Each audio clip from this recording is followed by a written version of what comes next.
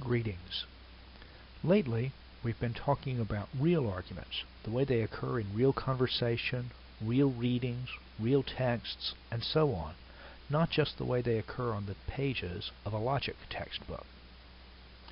And one of the features of real arguments is that sometimes real arguments go wrong. In fact, they sometimes go wrong in predictable, recognizable ways. And these ways are called fallacies.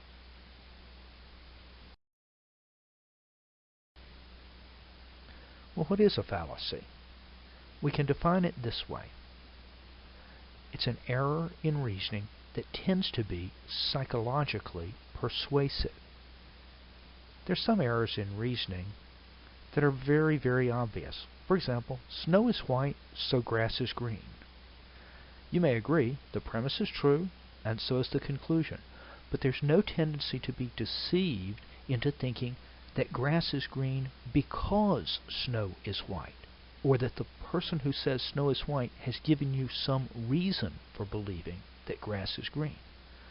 So the conclusion isn't being affirmed on the basis of the premises, which means that it's not really an argument, or at least it's not a very good argument. On the other hand, there are errors in reasoning that are not so obvious, that are tempting, that people are often inclined to make. And that makes them a fertile field for discussion and for examination. Because people are inclined to make these errors, that means two things. First, we have to look out for them to guard our own thinking, the clarity of our own thinking. Second, other people are looking out for them, trying to manipulate us by using these techniques. So we need to guard our own thinking, both against our own possible mistakes, but also to protect ourselves against people who would manipulate us to their own goals, which we might not approve of.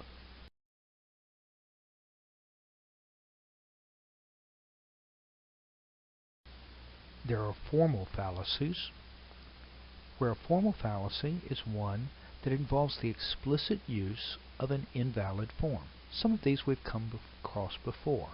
For example, this one, affirming the consequent, or if A, then B. B, so A. When it's put abstractly, it may not be obvious what's wrong with it. Sometimes in real cases, it's not obvious what's wrong with it. But here's a good one that's a counterexample to that. Try this. If Bill Gates owns Fort Knox, then he is rich. Bill Gates is rich.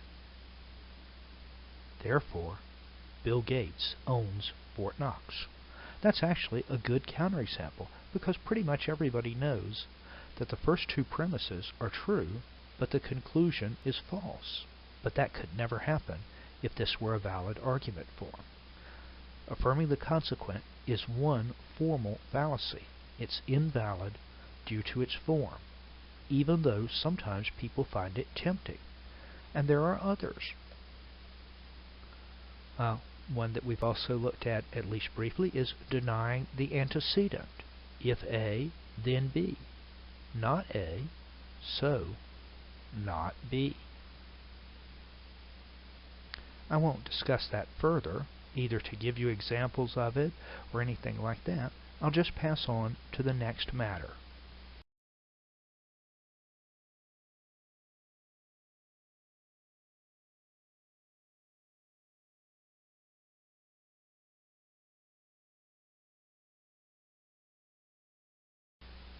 And that is informal fallacies. Informal fallacies can be defined in parallel to the others. An informal fallacy is one that does not involve the explicit use of an invalid form. So you can't necessarily tell that you've got an informal fallacy on your hands by looking at the form alone. There might be something right about it, or there might not. The form won't tell you. We've seen examples of this before. One kind is equivocation. This is where a key term is used in more than one way in the argument. Try this one.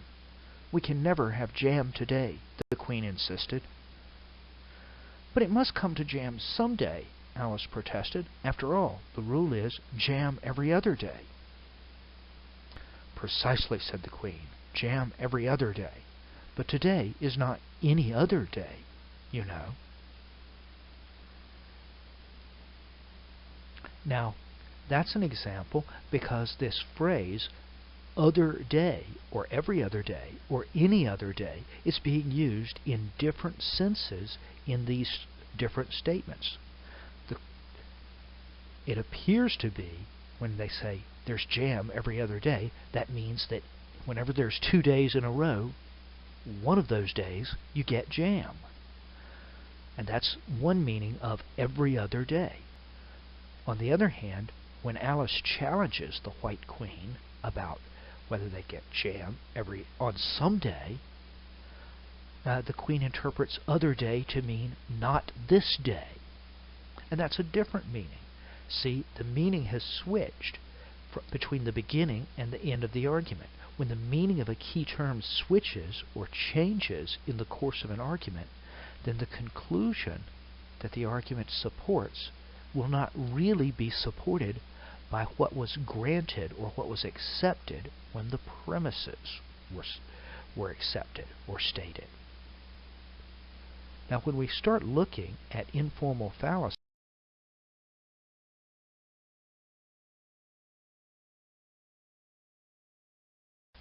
there are many things that can be said about the informal fallacies. The first thing is that there are a lot of them. There's no way that we can give you a complete list. For one thing, human beings are endlessly inventive at figuring out bad ways of arguing. So there's no complete list available. And there's no completely agreed upon way of classifying all of the informal fallacies. Nevertheless, it's useful to have some notion of what the informal fallacies are and some idea of the classification, because there are patterns that will show up over and over again.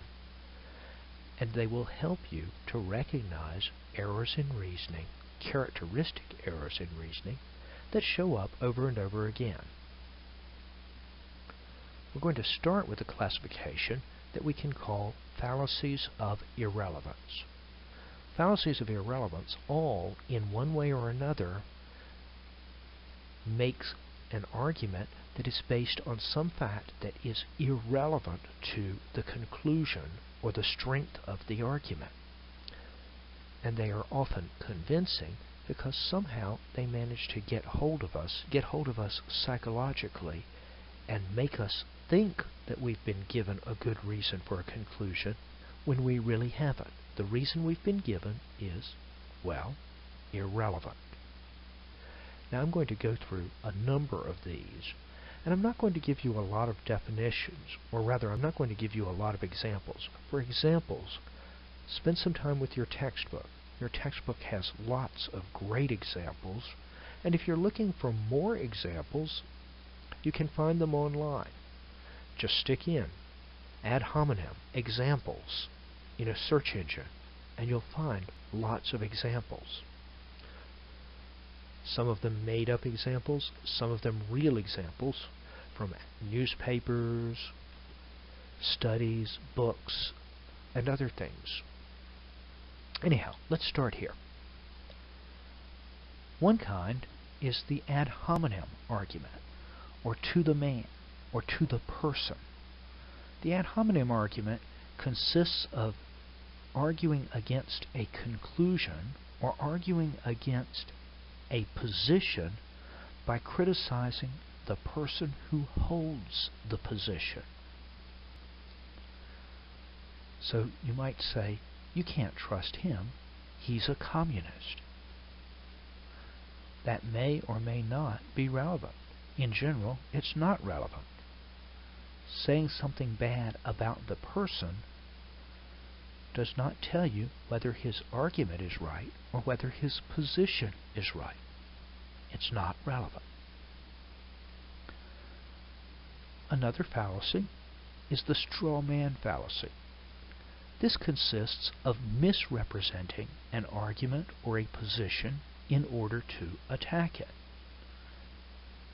Obviously, if you think it through, saying that there's something wrong with position X when the person you're arguing against is actually presenting some other position, position Y, has no relevance as to whether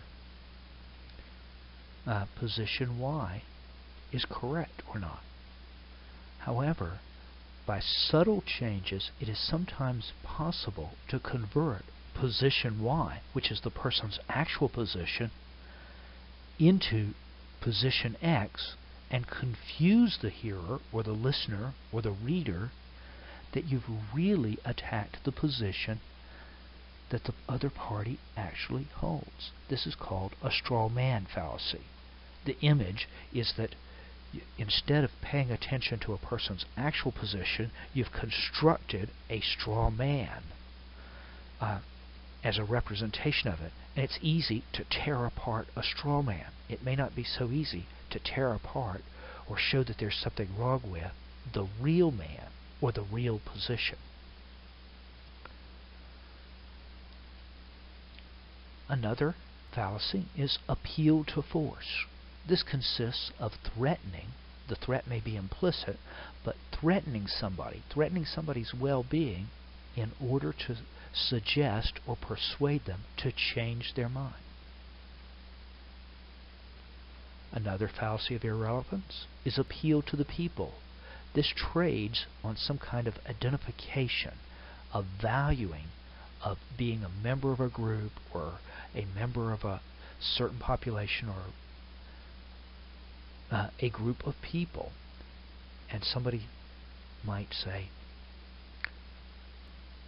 we who are hardworking, I understand, we're all hardworking, I'm part of you, I'm one of you, our cause must be just. But the fact that you're a member of a hardworking group or a group of people that you value being part of, your people, your kind of people, your class, your society, your country, that does nothing to show that your cause is just. Either your cause is just, and that can be shown on its own basis, or it's not. And the fact that you're otherwise good people doesn't show that the only cause, or that all the causes you support, are just causes. A fifth fallacy of irrelevance is the appeal to pity. In essence, the appeal to pity gets us to do something, to support something, to favor something, because we feel sorry for the person for whom we are doing it. Please help me. I need this job very badly. That's why I deserve it. If you think about it, the fact that I need a job very badly doesn't mean that I deserve it. It doesn't mean that I can do it. It doesn't mean that I'd be good at it. It doesn't mean that there is not somebody who could do the job better. This is an example of appeal to pity. And strictly speaking, the pity you may have for someone is irrelevant to the quality of their argument. Another one is the appeal to ignorance. This basically takes two forms. On one hand, somebody may say, well, you can't prove it, so it's not so. On the other, somebody might say, well, you can't prove it's false, so it is so. In either case, they're referring to the absence of proof or the absence of knowledge of something and treating that as if that were itself proof of the opposite. Plainly, it's not. The fact that there's no proof for something does not show that it's false, and the fact that there's no proof either way does not show that it's both false and true, which it would have to if you could really use this appeal to ignorance. The appeal to ignorance is another of these fallacies of irrelevance. On one hand, there's the question of what's true. On the other is the question of whether we've got a proof for it. There are all sorts of things which are either true or false, but for which we have no proof. For example, it's either true that there are intelligent aliens of human level intelligence within 10 light years of Earth, or it is false. We don't have any proof either way. Nobody here knows whether that's true. Nobody here knows that it's false. Nonetheless, there's got to be an answer. Either they are there or they're not. That's a problem with this appeal to ignorance. It's appealing to the fact that we don't have a proof and using it to decide some fact. That's a fallacy of irrelevance. And the last of these fallacies of irrelevance, the last that we're going to talk about, is the red herring. This is the most general of the fallacies of irrelevance. The basic idea of a red herring is just that it is some distraction, something that is brought in on the course of an argument to distract people from the real point, to distract people from the argument. This is the most general because ultimately that's what all of these are. They're ways of distracting people from what's relevant in the actual argument. These are fallacies of irrelevance. There are probably others. However, now it is time to go on to fallacies of ambiguity.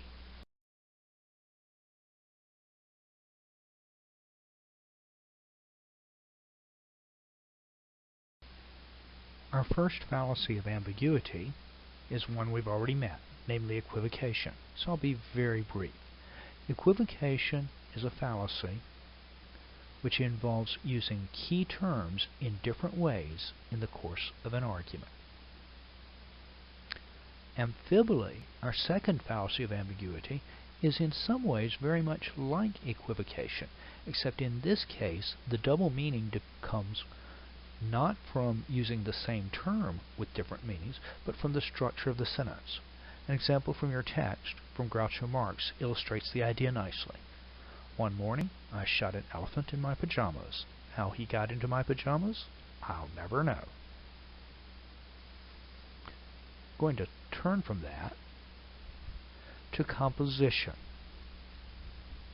Composition consists of assuming that the properties of a part can be transferred to the properties of the whole of which it is a part. Saying, for example, that because every part of a machine weighs less than a pound, therefore the whole machine weighs less than a pound. Because every member of a group has a certain property, the whole group has that property. And so on, going from the part to the whole, and assuming that the properties of the part, or the properties of the group member, are also the properties of the whole, or whether it's the whole thing or the group as a whole. That's a fallacy of composition. It has a kind of a parallel fallacy in the other direction. That's a fallacy of division. That consists of taking the properties of a whole and attributing them to a part, or to each part. To say, for example, because the American Indian is disappearing, then Brian, who is an American Indian, must be disappearing. Fallacies of composition and division are actually surprisingly common. There are lots of cases in which we would like to reason from parts to wholes or from wholes to parts, but it's fraught with danger.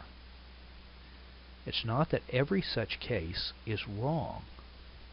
It's that not every such case is right, and you have to be very careful about it in order not to fall into a fallacy.